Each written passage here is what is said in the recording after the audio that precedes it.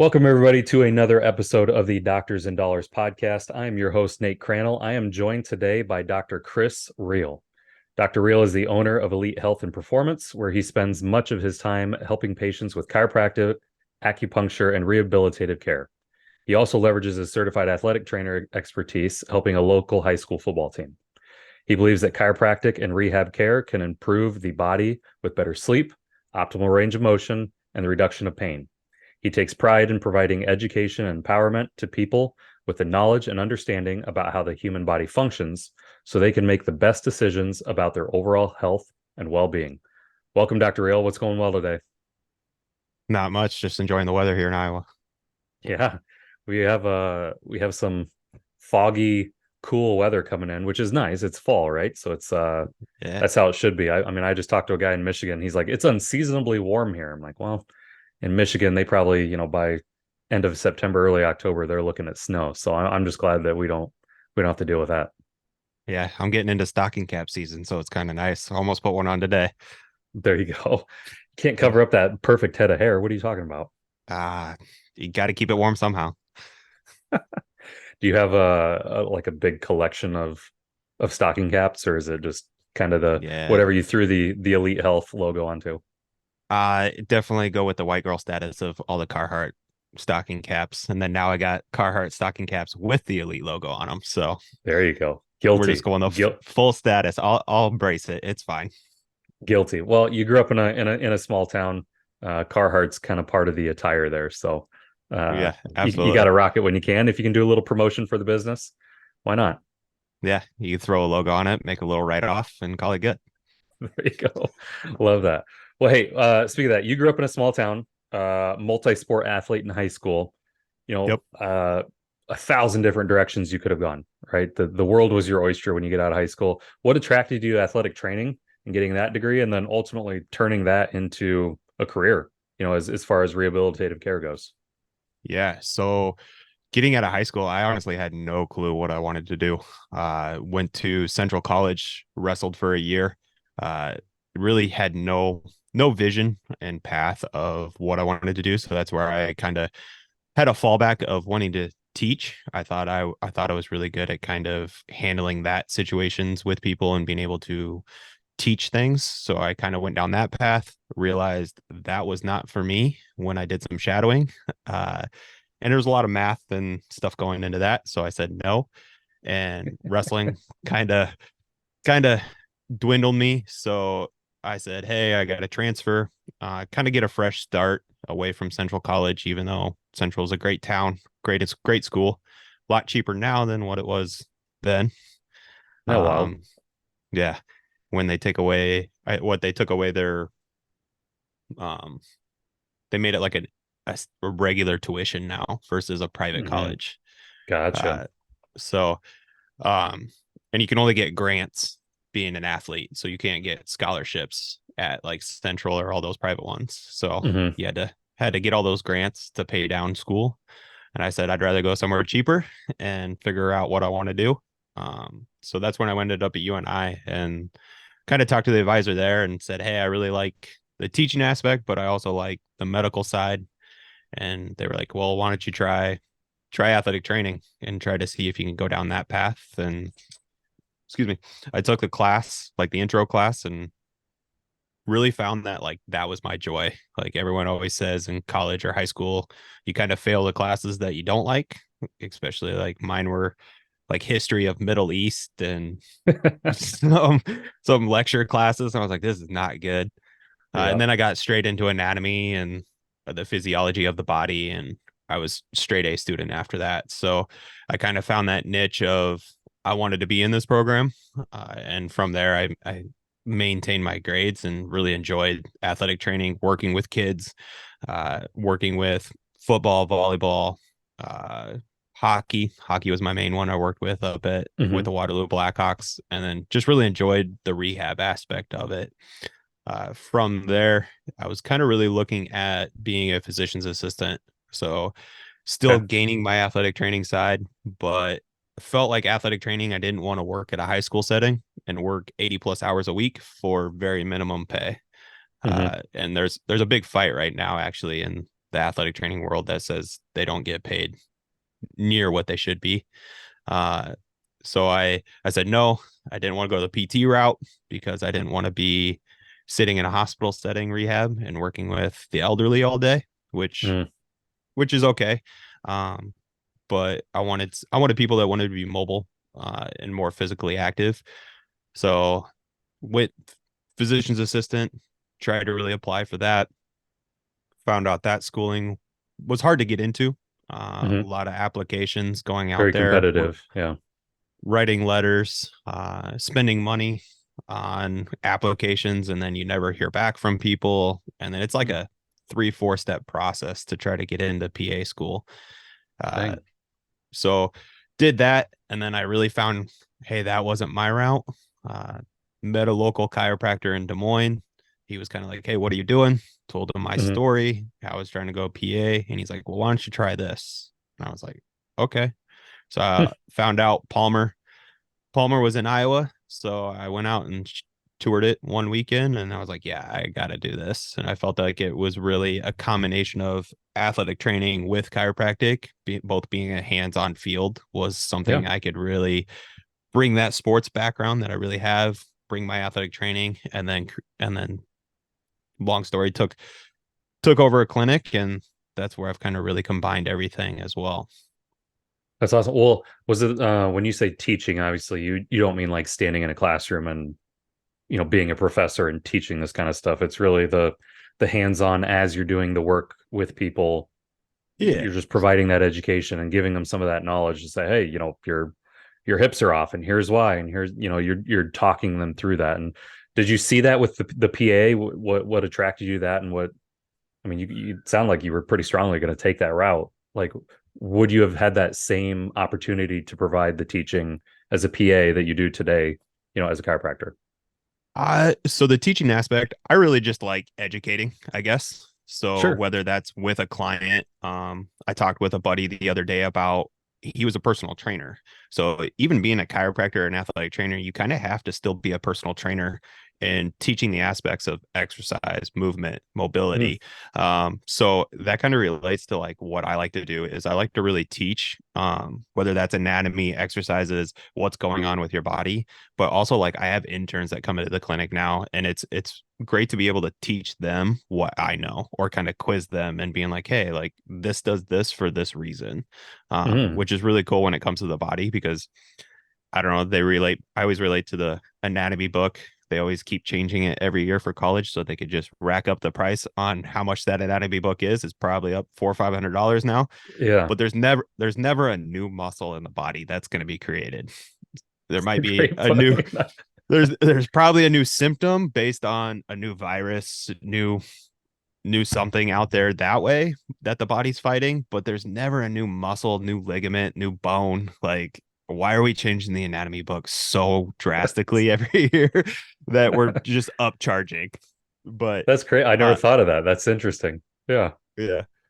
But yeah, I love the teaching aspect. And then I guess it was kind of part of that led me kind of PA, you couldn't do it as much, I feel like, Hmm. just because you're under a doctor. I actually went to Des Moines University and took a tour of that as well. Really loved it.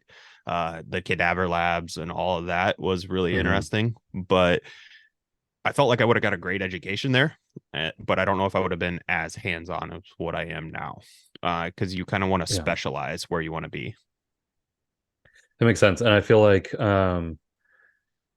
you couldn't have created your own practice like where you are today and knowing what you've built Yeah. now as a PA. You couldn't have done that. You would have seen a lot of patients. You would have had some great conversations. You might got a little education there for them, but like you still wouldn't have been able to like see people routinely, I think is where I'm trying to go with this. Like Right.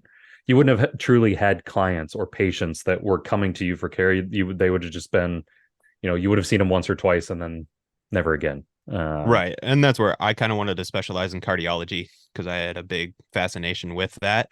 So then it Sure. was like all I would have probably been seeing was a lot of cardiology patients, which in this Hmm. day and age now, more probably cardiology is a lot of like elderly or higher age people.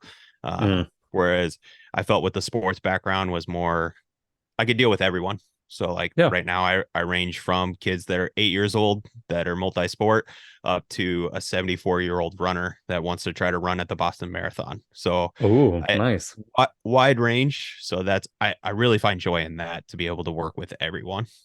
Yeah. No, that's really cool. So wait, you're getting a lot of exposure to this when you were an associate chiropractor and you were um got out of Palmer, Yeah. you were working in essentially somebody else's practice. Right. And I think that light bulb uh turned on when it's like I could do this on my own and I can still see these same type of people, the 14-year-old freshman all the way up to the 74-year-old marathon runner, but I Right. could do it on my own. So tell me about some of the thought processes and decisions that you had to make as you were still being an associate, knowing like, hey, I want to go out and build something on my own and create my own brand and my own clinic. Talk to me about some of those thought processes and decisions that you had to make. Yeah. I mean, everyone in school, like you talk to everyone at chiropractic school and they're all like, "Hey, I want to own my own at some point." You just don't Hmm. know when that would be, if you're going to do that right away or Hmm. later on. So most people Do go and most, be in I would say, do they start as associates in somebody else's? Is that the common thing? most will. I would Hmm. say probably the average is somewhere between of people like going associate and staying an associate is probably between that 1 to 3 to 5 years, right in Hmm. there before they Okay. actually go out on their own, just because you don't learn the business side on it very well. So Okay. like managing your books, the numbers, what you need to see, what you need in the office, like all that stuff, you don't really think about all that. So that's where I had joined another practice. They were a little bit different style. That was the doctor that I met that kind of got me into chiropractic. So Hmm. very thankful for ever meeting him and allowing me to have that chance to be in his clinic after school, because it's still eye opening when you go into a clinic. Oh, I'm sure. And just learning. I felt like for 6 to 8 months I was just constantly learning, like, here's the sales tactics. Like, you're still a Hmm. sales, yes, you're a doctor and you're in a clinic, but you're still a salesperson. Like, you got to go in and you Hmm. got to sell your care and relay Hmm. that you're going to get people better. So that was a lot of learning there. I want to say the light bulb that kind of clicked was just enjoyment on my half. Like, Sure. I just didn't feel like my enjoyment was fully there because I couldn't give my full capabilities of being an athletic trainer and then also having that chiropractic side on it. So that's where looking at other opportunities kind of started to rise. I had a couple interviews with some other doctors to kind of be an associate or kind of be a partner, Hmm. and go into another clinic. But then I had a friend, she was getting care up at this clinic, and she was like, "Hey, they're looking to leave, looking to sell their clinic. Go check it out." So I went and looked at it, and 4 years later, that's where I'm at, and I own it, and it's been a whirlwind the last 4 years. Yeah. So what are some of the things that, obviously there's that emotional toll, right? Where you're just not feeling the excitement that you did on day one, now that you're Right. 6, 8 months in. Um, my mind goes to, okay, there's to avoid hey, maybe this isn't for me because I'm not enjoying it. Yeah. I feel like a lot of docs could take that route. They get out of Palmer, they go be an associate, and it's just the way things are running are not how they would want to do it. And they're like, man, maybe this isn't for me, which is to me not the right thought. It's just, hey, you're feeling that way because you want to do things your own way, or you feel like you could Right. provide care a different way than what the primary chiropractor is doing. And I don't know. I'm proud of you for taking the route of no, I can do this my own way and I'm gonna go do that versus backing out and hey, maybe I will try PA school. Like maybe chiropractic's not Right. for me because I'm sure those thoughts might have passed your mind every now and then, right? But Right. um Absolutely.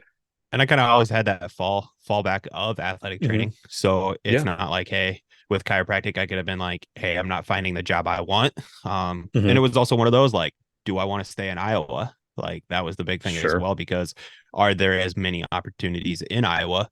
Oh, I could get a job as an athletic trainer and maybe have a chiropractic side. I know a couple of people that he is, or actually a guy here, I think up in Dubuque, he is a full-time athletic trainer, and then he also Hmm. works as a chiropractor kind of on the side. Okay, he kind of the So reverse of what you do. yeah, so but based on his lifestyle and what he wants to do, and also to pay off student loans. He can be a public service job at the school and pay off his student loans, and then be a chiropractor, and then after that be a chiropractor. So um, Yeah. that's kind of the route he went. But yeah, I had some fallbacks. And then yeah, to try to take that leap. I mean, it's a it's a tough decision, and you have to sit down and really look at, hey, is this what you want to do? I know we sat down and talked and had a meeting and like, hey, here's the purchase price of this clinic. Like, Hmm. what would this look like? Is this even feasible, or should I do this? So that was looking at numbers and what you can do. I feel like my skills were always there. Yeah. But yeah, like being at that other clinic, I couldn't do all that just because it was a high volume clinic. You Hmm. got fast pace, you're trying to see as many as possible, and you didn't have time to you create bonds, but you just don't have the time to give them your full care. And that's where jumping to this clinic, I could give full care, full treatment, spend time that I want to spend, and then kind of build the practice that way. For sure. Yeah, I like that you said you knew your skills were always there. It just felt like they were a little bit restricted, Yeah. being an associate, whereas now you can kind of let loose and do what you want to do. Who are, I know you and I talked, both as your financial advisor, but also as a friend, about making this transition, from associate to owning your own practice. Who are some of the other people that you confided in? And I asked just because there's going to be other chiropractors and other physicians that listen to this that maybe they're in a similar boat that you were 4 years ago. Right. Where they're kind of on the sideline. They're ready to, have the coach call them out and get them into the starting lineup. So Yeah. who are some other people that you talk to that you confided in to say, hey, I'm getting ready to make this big life decision personally, but also in my career. Um, Yeah. who's that? So I would say my number one was my family, just to make Hmm. sure, hey, like sitting down with them, um, and being like, hey, do you guys think I could do this? Like, they know my motivation, they know who I am. But it was also like kind of looking for that value from them to say, hey, yeah, you can go do this, kind of reassure that. And then my family's a very business owned family. So Hmm. it was one of those like, okay, like emotionally side, can I do this? But now as business owners and stuff like that, do you think I could do this on the business side as well? So they were kind of the first ones that I really looked at. From there, I think talking financial advisor was kind of the big one. Hmm. And then just trying to talk to banks, and then other chiropractors were kind of like chiropractors, PTs, seeing what chiropractors and PTs do in their clinic, what they charge, how they bill, but also like trying to like talk with banks and seeing like, hey, can I get a loan for this? Like, what does this look like? What route should I go? Should it be like a small business loan? Should it be personal loan? Hmm. Should I pull out credit cards to try to to buy the business? Stuff like that. So I Yeah. try to fold that realm. I guess that's kind of what I do normally now. Even in practice 4 years, I still reach out to multiple chiropractors, PTs, other individuals to figure out, hey, like, what are you doing different? Like, how do you stem your practice to make sure that you're still having substantial growth? Because everyone gets to a point and then plateaus, and you just want to keep growing. So trying to For add all sure. that. Yeah, for sure. Yeah, I know when I was a financial advisor that I had a lot of chiropractors as clients, and I've realized very quickly, like, you guys are a tight knit community, right? Yeah. Here locally in Iowa, you guys have the ICS, right, which is a great Right. organization.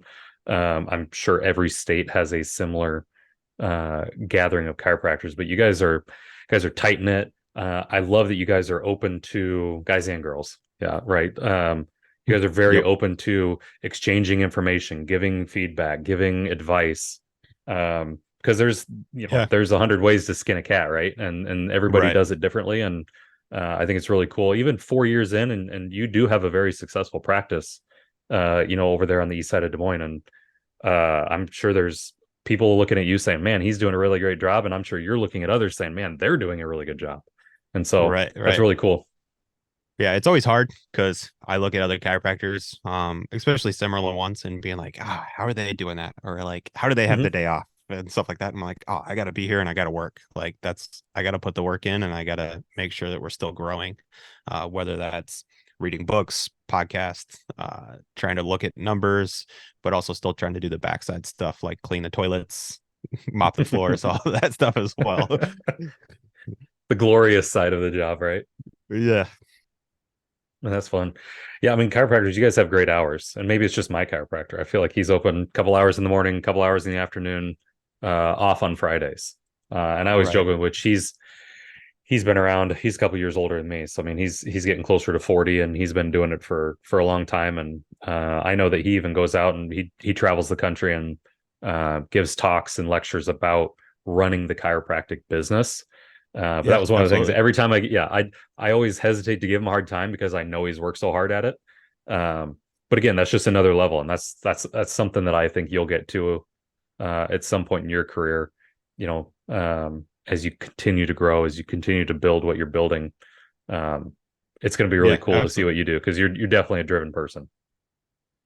Yeah, absolutely. And that's where that that driven part of it is like, hey, I'm kind of at that point where I'll give you some information now. Like I got a couple kids out of school or Hmm. in they're in the first year. Like there's another doc that's an associate kind of taking over a clinic and he's like, hey, what do you do here? I was like, I'll give you the bare skin, but like I'm not going deeper into it. Like it's time that like we might do some coaching and kind of be Hmm. like, hey, you gotta pay for some advice versus I'm not just gonna here's the silver platter and here's how you do it. Here's Sure. how I've done it. I gotta kind of I've I've worked for all that information for the last 4 years. So Hmm. in order for you to get that, like we'll look at stuff, but you got to kind of reimburse me somehow. Yeah, for sure. Well, let's talk about those chiropractors that are they're a little green, right? They're just coming out. You know, maybe Yeah. they're gonna be an associate or they're thinking about starting their own practice. You know, it's a big jump or a big step financially to Yeah. go from being an associate or coming right out of Palmer, jumping into your own practice.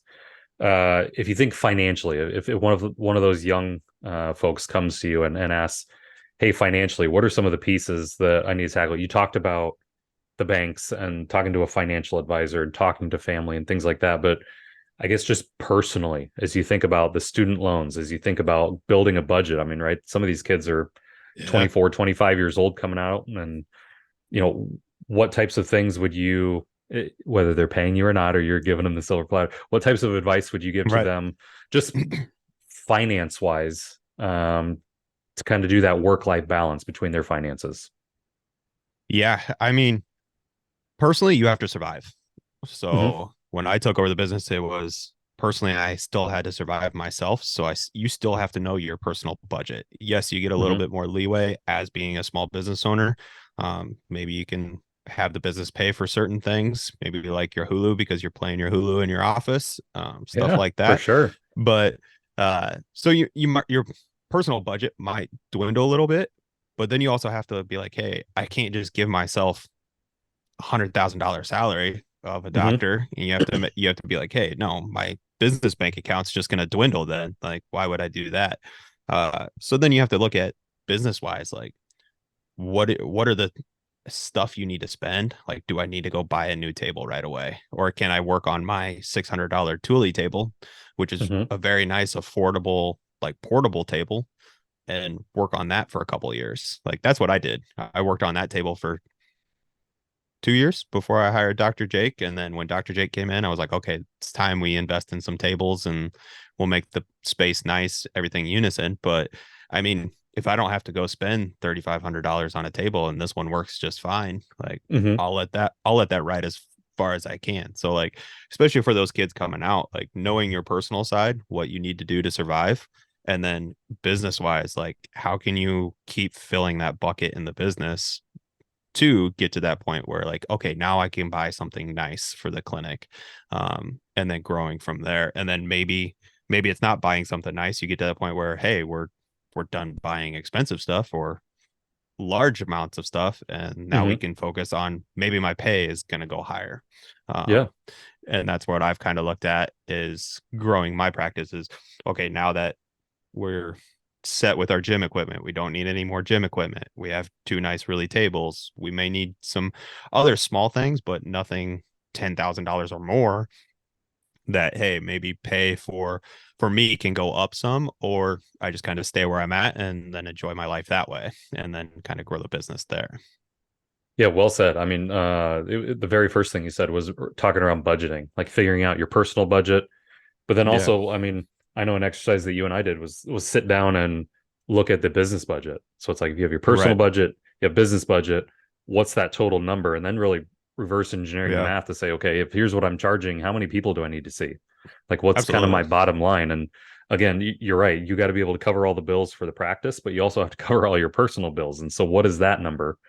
And then obviously that's where exponential growth can happen is once you're covering that number pretty consistently, then you are upgrading tables. Then you're bringing in another doctor. Then you're Yep. doing some remodeling and all those types of things. That's super important. And so I think that's where a lot of young business owners kind of get caught up is they don't want to sit down and do that budget. They just want to be Yeah. like, oh, I'm gonna see as many people as I possibly can. I'm gonna sell a certain product as much as I can, and I'm just gonna go, and it'll all work out. And Right. it's like, well, you got to kind of Right. figure out, you got to do the math behind it. And I think that's a step that a lot of young business owners and business owners just like people in the healthcare industry, I think they might miss that a little bit sometimes.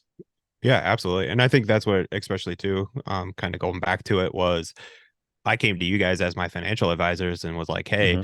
here's what they're offering me the practice at. I had a business budget, my personal budget, but then I also had like, I think I had like 4 or 5 scenarios of, if I charged this and saw this many people per day, this is what I can make in the month. Like, Hmm. I'd have a full profit loss statement of, here's what the year could be in my first year. And I just sat down in that whole first year and just said, hey, here's everything with rent, expenses, bills, paying myself, and then what the profit would be hopefully that month. And I mean, that's just throwing a needle in a haystack, trying to know, hey, people are going to come in. Like, Yep. I don't know, but it's one of those, especially even when you go to talk to the banks, you still have that profit loss, you have that budgeting, everything there, and they'll look at you and be like, I don't know, we'll give you a loan for 20%. Like, and you're like, no, like, Yeah, until that makes until you no can prove sense. until you can provide a proof of concept that you can actually keep this thing afloat. Yeah. Right. And that's always the Yep. hard part, is you go to a bank now and they want 2 years of ownership. Hmm. I, who comes out of school with 2 years of ownership of a business? Yeah. Not very many people. And you just Hmm. you have to kind of float that and be like, okay, like, I can do it. Here's what it is. Like, you have to have everything laid out, like from how much you're going to cost to what your full expenses are going to be. Hmm. Luckily enough, the business that I bought, they knew all their expenses. I had to restructure the lease to make sure the lease was certain numbers. And then found out some other expenses were way too high. So like I eliminated those and just came down to the bare bones. And then knowing, hey, here's what my cost was. And every day I go to the clinic, it was, hey, I had to see this many people and make this much money. And then it was Hmm. just every day. Like, you narrow it down to 365.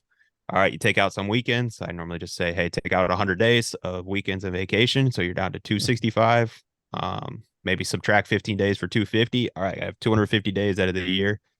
What do I need to do for 250 days? Hmm. And then try to see how much you can do in 250 days. That's a great approach. To be able to back into it like that. It's a good way of looking at it. And I think that's some good advice for a young chiropractor and even a young business owner to think, Yeah. how do you keep this thing chugging along? Talk to Right. me. You mentioned earlier like the opening up and be like, man, is anybody going to show up? Right? There's got to be kind of that apprehension of like, I know I'm good at what I do, but like, are other people going to know? Yeah. I know, we had a ton of conversations. Obviously you met with your family and they said you could do it. You met with your favorite financial advisor, right? Yeah. They told you could do it. How gratifying was day one, right? Opening that practice for yourself, knowing like this is my baby. This is something that I'm going to grow and nurture and turn into something big. It's very nerve wracking walking in the Yeah. door that first day. So not gratifying. Yeah. It's very nerve wracking because you don't know what's going to happen. And especially taking over a clinic that was already established. that was Hmm. also nerve wracking because I did have two clients that first day that were previous clients of the other doctors. So coming in and being like, I may be totally different or a totally different style. Will they like me? Will they not like me? And then just trying to, I had a basis of how I was going to structure my practice, but to then go in and implement it is hard because you don't know, hey, is this going to work? Is this not going to work? I would say that took time to really know that. And we can talk about that here in a little bit or Hmm. whatever. Um, but yeah, that first day was, I think I'd been setting up the office. So I took over January 6th of 2020 was the first day I opened my doors, but I was in the practice for like the first like 2 weeks before that. So Hmm. trying to like clean the office, get stuff ready, set up my books, get bank accounts, all that stuff. And so when that first day come, it was like, hey, okay, now it's client focus and trying to really start getting people to come in the door. For sure. Uh, those people start coming in, word of mouth. You're in a decent sized town, Bondurant, Iowa. Yep. They're over on the east side. Again, taking over a previous practice that I'm sure was respected in the community. You're kind of the new guy coming in, doing things a little bit differently. Talk about building rapport. That's huge in the healthcare industry. Whether you're a Yeah. medical physician, whether you're a psychiatrist, whether you're a chiropractor, it's really important to build rapport. What was kind of your tactics, I guess, to insert yourself into this new community where nobody knew who you were, and build a business? Yeah. So a lot of it, yeah, a lot of repertoire referrals. Mm. The previous client or previous owners definitely making sure to clients being like, hey, Dr. Chris is coming in. He's very similar to what we do. He practices this way.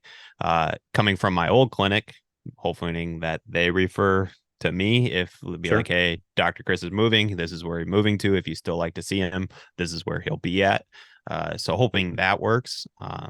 But it was always the trick. Everyone always talks about it. Like you gotta go door knock basically and try to Hmm. get people to come to you. But in this age, you can't really go knock on someone's door because you don't know what you're gonna meet. So you kind of gotta. My business tactic was I went to go look for local businesses, and I think that's kind of what I've really stemmed from over the years was I try to find out local people, whether they're local business, local group, or anything like that, and getting contact with them and setting up meetings and just learning about them. That's what I want to focus on because the Nice. more you can learn about them, and then you kind of give your little 2 minute elevator speech of, hey, this is Hmm. who I am, this is what I do, new to town, love to have you come check it out, and then you can hopefully get them down to the clinic and kind of show them around. So that's always been my kind of sales point is I look for local organizations, businesses, community members within the area, and then just trying to get to know them and see who they are. Because then you can always be that person that refers. So, like, if you're coming in and Yeah. you're like, hey, like, I need to know where to go get 4 new tires, some good tires at a good rate. Oh, hey, go up here to up the street, just in town. Say, hey, Dr. Chris sent you, and they'll get you Hmm. taken care of, kind of thing. Yeah. Yeah. That's awesome. So you got started. You said patient care day one was January 6th, 2020. Yep. I don't know if you remember this. Maybe it was just a slight thought in your brain, but there was a pandemic that happened shortly Yeah. after you opened your doors, Ah, in March of yeah. 2020. How did that impact you, both from a patient standpoint, from a holy crap, I'm in the first couple of months of building this business, and all of a sudden, Yeah. you know, people aren't wanting to go outside. Right. What were some of the obstacles that you had, and then how did you overcome those when it as it relates to COVID? So kind of the main obstacles are kind of just what everyone else had. What's going to happen? Like, are we going to have to close down? Are we deemed Hmm. essential? Are we not deemed essential? What's cost going to look like? Are people going to want to still pay? Are they going to try to hold on to their money? Hmm. Can't go buy toilet paper. So, I mean, all this stuff was going on. But no, for the clinic, it was definitely hard because I was just getting my basis. Like January was really good. February, March was doing really good. And then we get to, I think April is when it really hit in Iowa. We started Hmm. closing stuff down. And I think I got a little worried because I think I just bought a house, or I was working to buy a house too, to try to Hmm. move to Bondurant so I can be closer, because that's what kind of the chiropractor that I took it over from, he said like, hey, if you could get in the community, you'll have a better opportunity. So was trying to do that. But it COVID was crazy. I think I would see clients and try to make sure stuff was clean at all times, but also kind of reassure patients that it's just me in the clinic. So it was just me Hmm. in the space. Like I go from the clinic to home. I'm not going shopping. I'm not going vacations. I'm not doing this stuff. So Yeah. like if you come to the clinic, it's just gonna be me. I'm not trying to expose myself to everyone. So that's where things kind of really started to turn around. We went through that mist of like major stuff, probably April to, I want to say, It's June, like July, July. August. Yeah, July, August Yeah, was kind of when it slowed down we're here. kind Yep. yeah, everything really shut down. And then I want to say August is when we started, like the clinic started to really ramp up. I kind of call COVID that blessing and curse at the same time, because no one wanted to go to the ER or urgent care anymore. Hmm. Especially if they're hurting with what they thought was a musculoskeletal injury. So Hmm. they would seek out other opportunities. So us being essential, we could stay open, and they would come seek out us. And I think that's what really started to ramp up the clinic and get people to drive in. So I always say it was a blessing and a curse that COVID happened, but I got fortunate enough with my budget stuff, like because I restructured my lease and they gave me 6 months when I started out so I could Hmm. build my clinic for 6 months. And that 6 months kind of included that whole beginning, and then COVID stuff started really hitting. Sure. So that kind of helped out. I was able to get one of the PPP loans, even though I had just started. They were able to help me out there. I think it helped pay me for, so I didn't have to write my payroll to myself for a couple Hmm. months, which was really Yep. nice. Hey everyone, I wanted to take a moment to talk about what I do outside of being the host of the Doctors and Dollars podcast. I'm the CFO of Grand Vision Capital Group. At Grand Vision, we work with high income earners who make a great living but still can't quite break through that true wealth ceiling. We utilize strategically chosen investments tailored for high income earners.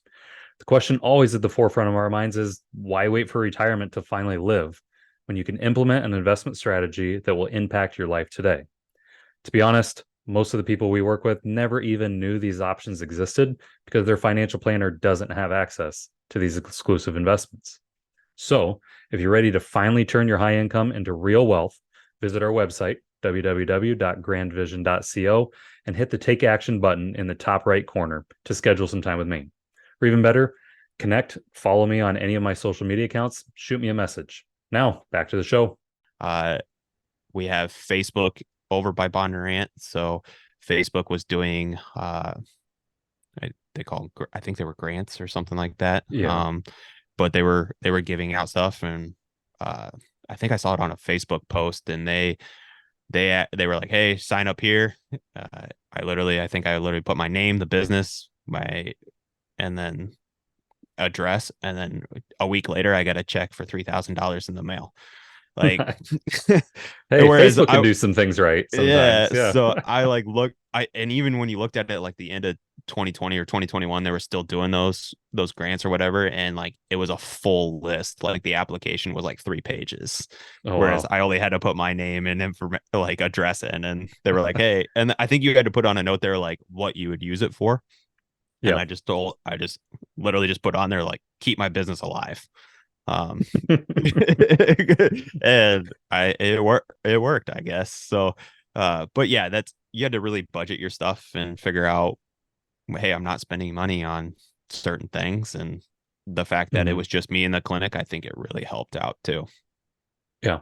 Well, and as you're talking there, I had my next question, but now I've thought of a new one because Yeah. I never thought of what you said as far as because people were not going into to hospitals and to traditional clinics, healthcare clinics, they were seeking out, alternatives, right? Do you Yeah. think that COVID kind of opened the door for people to be more receptive to chiropractic care and rehabilitative care, like what you provide, versus saying, "Hey, I'm just going to go to my primary physician and see what they say, and they'll probably give me some, Tylenol or something like that." Yeah. Do you think it like really it? not revamped because chiropractic's always been around, but like, do you think it accelerated the growth of chiropractic over the last few years because COVID happened? I would say so. It's definitely, I don't know statistic wise like what that would really look like, but Hmm. I know for myself it helped grow my clinic. I Hmm. think it helped grow a couple other clinics as well because I mean the chiropractic rehab world is definitely on the lower end of the spectrum. Hmm. I think in the Des Moines Metro, there's only, I would say, 5 or 6 of us that practice the way we do Hmm. versus your traditional chiropractor. There's probably 100 and some in the Des Moines Metro. So, Yeah. like when you look at the spectrum there, it's definitely way different. I do think COVID came around and gave people a different opportunity, especially like the chiro rehab. A lot of PTs now are going on their own. They're not in a hospital Nice. setting as well. Uh, and I do think it kind of led to people seeking out other opportunities.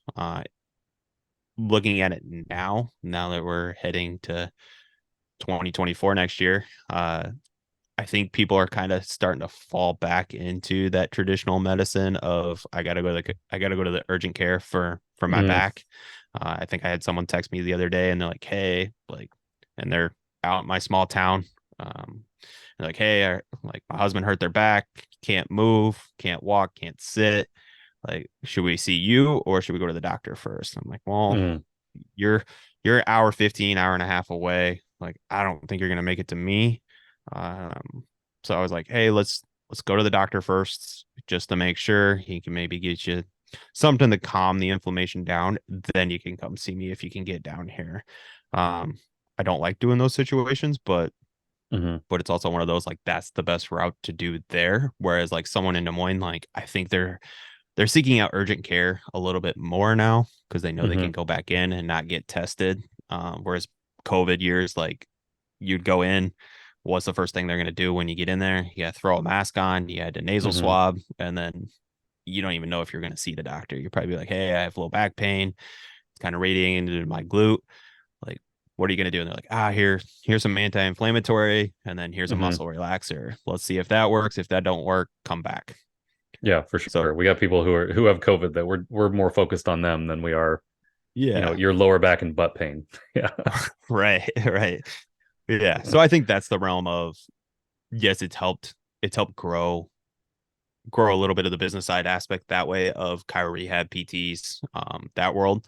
But I also think we're kind of falling back into that, hey, ERs aren't as busy, urgent cares aren't as busy, so we can kind of Hmm. and there's more that have popped up. So I mean, a big branch chain hospital can go throw up an urgent care down the street at no cost to them, but for us, it takes a lot to go build something and stay substantial that way. Yeah, for sure. But you're still growing, which is exciting.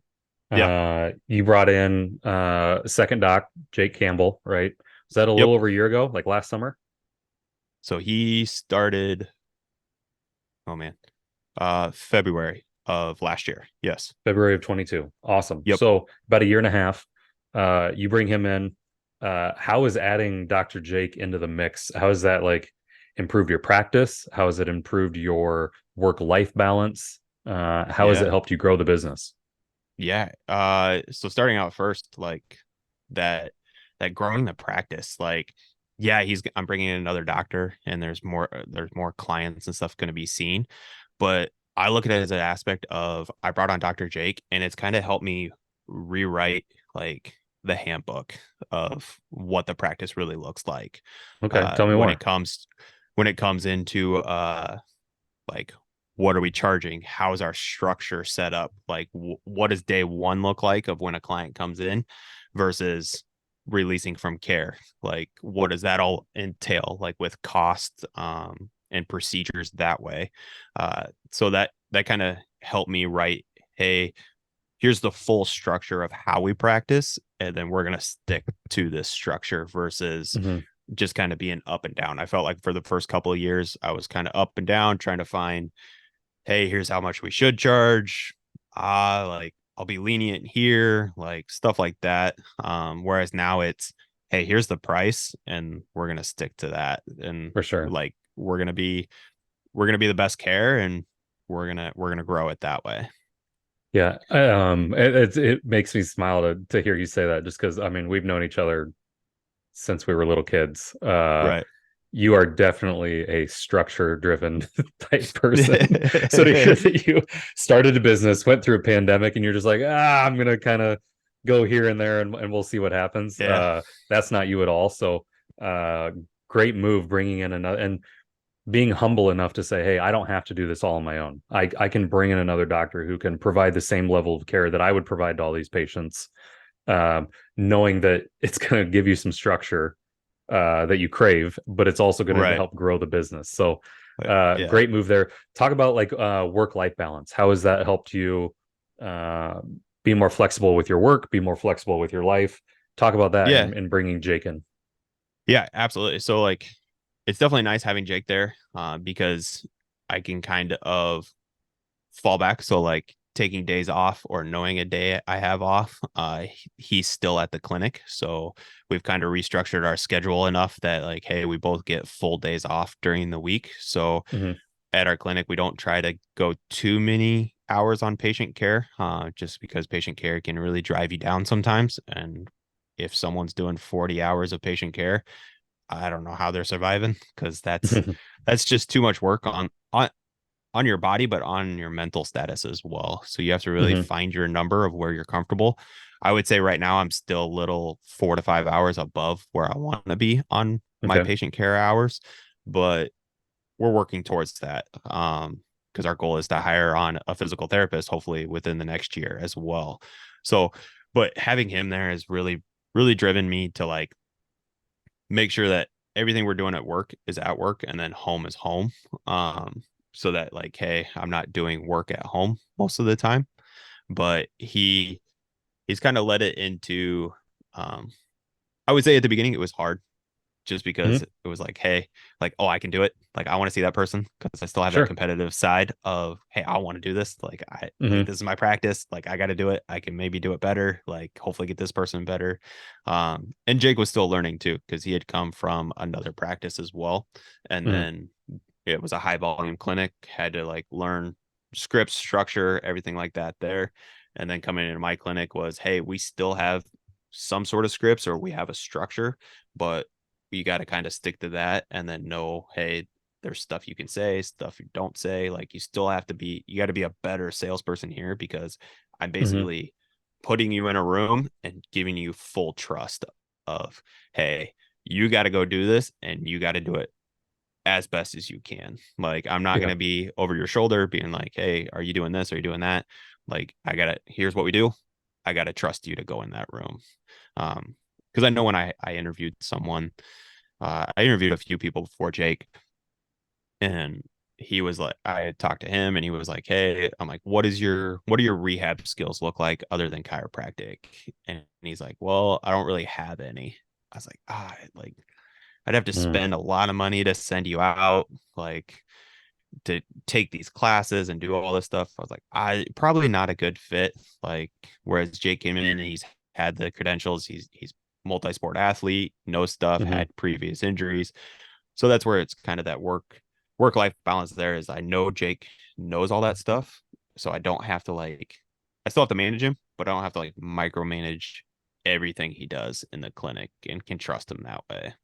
For sure. So that's nice knowing like, hey, like if I need to do something right now, I could throw a patient on his schedule or like someone Mm-hmm. calls, we can throw it on his schedule. And having two schedules wide open for people to get in. Mm-hmm. So yeah, once he's figured out the structure and how the practice runs, and I'm sure he gave some feedback on like, hey, do it this way or do it that way, and that not only Yeah. improves your practice, but again builds more trust there. Talk about he was a hire because he had some of that rehab experience, past injuries, like you said. You've obviously had past injuries, the rehab experience. Um, Talking about the rehab side, because you had mentioned earlier, like there's like five, maybe six other practices within the Des Moines area that do, the chiro rehab model. Why do you Yeah. think that? Why do you think rehab is in the chiropractic world versus going to like a just a rehab only place? What are the benefits of having like that chiro rehab, uh, I guess, tool in your tool belt that Yeah. makes you different? Yeah, absolutely. And that's the key word there is like tools. So we use Hmm. everything that we have in the office is just a tool for us to get you better. So even just the adjustments or spinal manipulations as a chiropractor, because that's what you're going to school for, is to learn Hmm. how to manipulate and adjust people. That's kind of the key term everyone uses as chiropractors. Uh, but then we have everything else from scraping tools, cupping, dry needling, acupuncture. Got 900 square foot gym with I think total now is $15,000 of equipment in there between Hmm. barbells, weights, bought a nice treadmill here the other day. All this stuff to really get you better. But I feel like our motto, and especially this is why it makes things different, is we're looking to get you in to mobilize your body. So it's not, hey, we're just trying to get you in to adjust you all the time. We want to mobilize, but then we also, once we mobilize, we're going to strengthen and then enhance everything that way. So, hey, we're going to sit in the room for a little while. We'll do some soft tissue work, add adjustments in as a tool to mobilize the joints of your spine, your shoulders, your knees, your hips, everything there. And then we'll go in and we'll work some exercises as well if we need to that day. For sure. So you're Yeah, trying to, I've noticed. Yeah, I've noticed on your social media lately, like you've been focused a lot on mobility. yeah, So like whether it's that 14-year-old, high school freshman football player, or it's that 74-year-old marathon runner retiree that we were talking about earlier, like why is yeah, mobility important for anyone, but definitely for someone who's going through chiropractic and rehabilitative care? Why is mobility so important? yeah. It's just how strong are you in your joints? So the more your Okay. joints don't move, so I mean, you look at hips and knees all the time right now. People get arthritis in their hips, which arthritis is not a bad term. We just get told that it's a bad term. So you go to the doctor, the Hmm. person's like, "Ah, I got arthritis in my knees." Like that's why they hurt. Hmm. No, your knees just aren't as mobile as what they were. Like, so you need to mobilize those. The reason that we're getting arthritis is they're just not moving as often. So then you get Hmm. degeneration of the joint. You don't have fluid moving through there. There's trauma and stuff, other factors that can lead to arthritis, but having that factor of mobility within those joints, and that's where like on my social media, I really post now of every joint you can mobilize some way, whether that's your like from your wrist to your knees, your spine. You're really focusing, and especially the program that I look at, so it's called functional range system. Hmm. And with that system, you're really focusing from the joint and going from that bone level of, if I look at a hip or shoulder, that ball and socket joint, and then Hmm. working your way out. So starting at the joint level, your capsule level, going out to your ligaments, your muscles, and everything there. And then how can you mobilize it, but also strengthen it at the same time? So Interesting. a lot of the programming that I do is yes, we're looking at internal, external rotation of the joints because most joints have some sort of rotational aspect or Yep. flexion extension. Then from there, you kind of notice, hey, am I limited in one of those directions? And then trying to enhance that. So our goal is to increase that motion, but then also how can we strengthen that joint as well? So then that's where you can kind of go into some other aspects into that. Yeah, that's interesting. I would have never thought about it that way because it's more, um, if somebody said, "Hey, explain mobility to me," I'd be like, "Oh, that's just how flexible you are." And so Yeah. I need to stretch my hamstrings more often so I could actually touch my toes like I used to be able to when I was a kid. And now I Right. haven't touched my toes in years. So it's like, I think of it more muscular. Yep. You're going joint out. I think that's really Yeah. interesting that there's, strengthening the joint. And I've seen some of the things, where you're doing a lot of shoulder stuff here and a lot of Yep. weird ankle stretching. To me, I mean, I was thinking that was more muscular, but that's you're going deeper in. Yep. That's pretty cool. You're starting at the main level. So Hmm. starting at that bone on bone, what does that joint look like? Like Hmm. if you have a healthy joint, yeah, you're going to be able to work through some of that stuff. But then the class that I took, they're like, if you have no joint where it's bone on bone, we're not going to get much out of that. Like we For might, sure. but you're at the point where hey, it's just limited and we can't do that. Hmm. And that's okay. We could start somewhere. Maybe get some stuff going. I think the biggest thing I learned in one of the classes that I took is there's no wrong time to start some sort of joint mobilization or Hmm. sensory input into the joint. And this guy said in class, his dad was having a hip surgery, and he asked, I think it was the chiropractor. No, it was the personal trainer. So he trains a lot of like jujitsu people. So he knows a Okay. lot of like rotational factors of the shoulder, of the hip, just Hmm. because all the awkward positions of it. So he was sitting in the hospital for the initial exam, and he's like, "Hey, like, what can we do rehab wise right away?" And the doctor's like, "Well, he needs to immobilize and rest, and then we'll start mobilizing here in a week or two." Hmm. He's like, "No, we got to get that moving right now."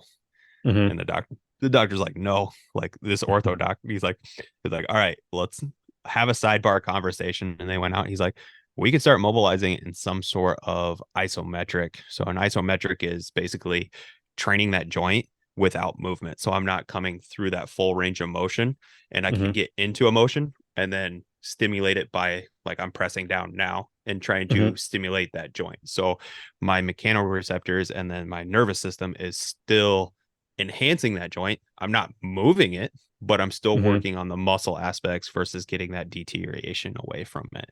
And I think Yeah, that's a big factor, especially with the practice, is you can mobilize a joint in any way based on what your connection is to that joint.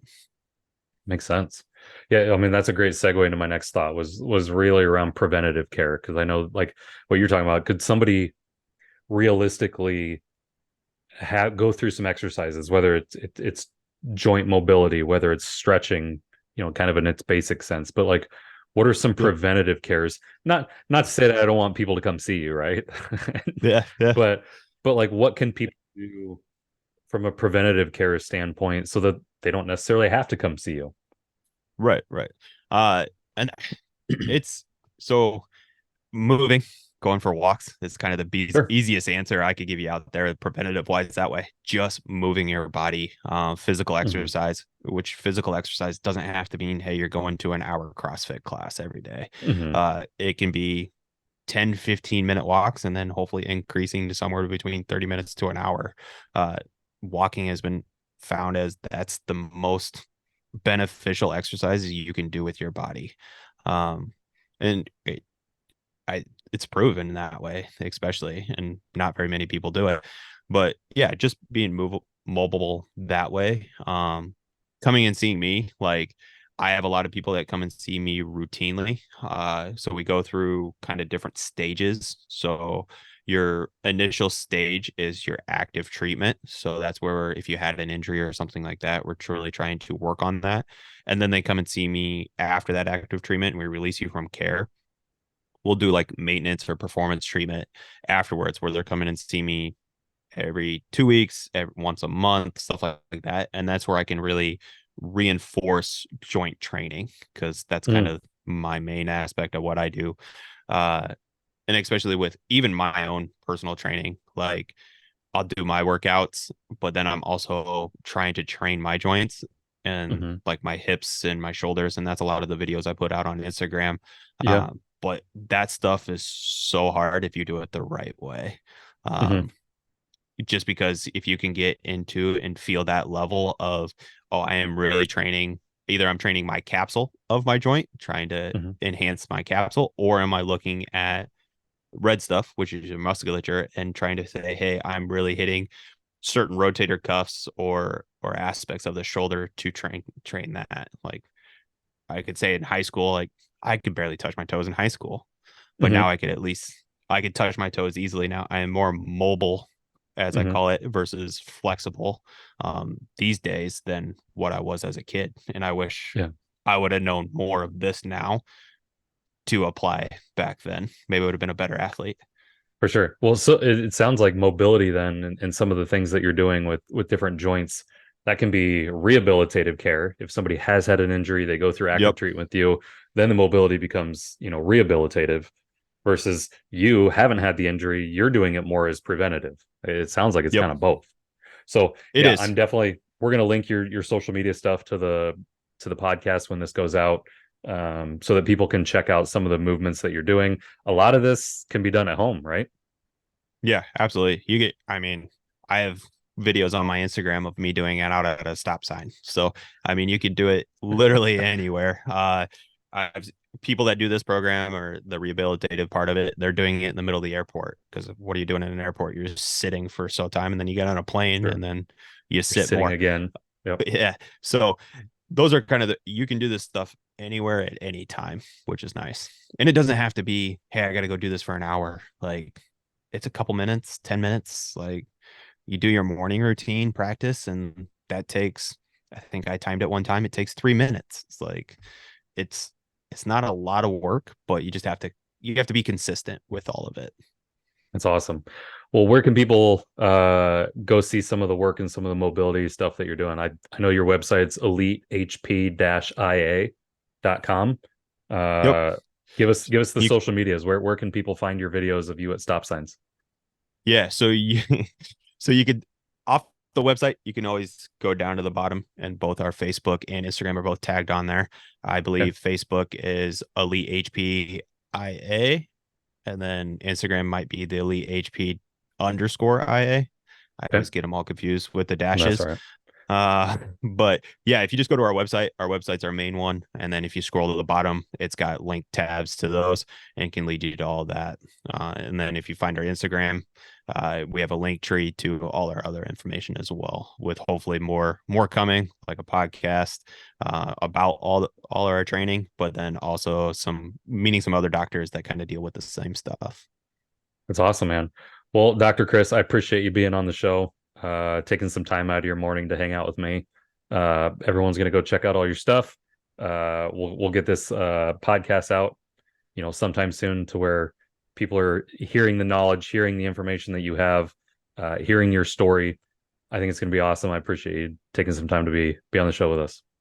Yeah, I appreciate you having me. And yeah, if anyone ever has any questions, I'm pretty much an open book as of right now.